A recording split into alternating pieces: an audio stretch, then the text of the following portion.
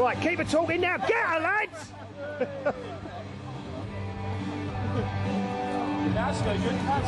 Flares.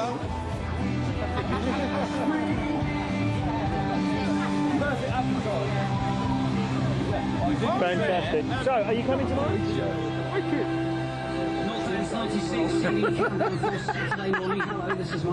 To get one of them on the wall in the office. Counting down the biggest albums that you've been buying over the last 7 days. Who will have Some of the trumpets number one album for 2006? Well, last week it was Morrissey, ringleader of the Tormentors. Can he make it another week? Still got one more. This is some of the Trumpton fight. An album that was released on Monday was, of course, by the to make an easy living. Could that be our new number one? As we continue the single camera. That's the news Gareth though, she knows she's there. She took her out off, looked at it and put it back again. Probably got it there again though, meant to take it out before she left, didn't it?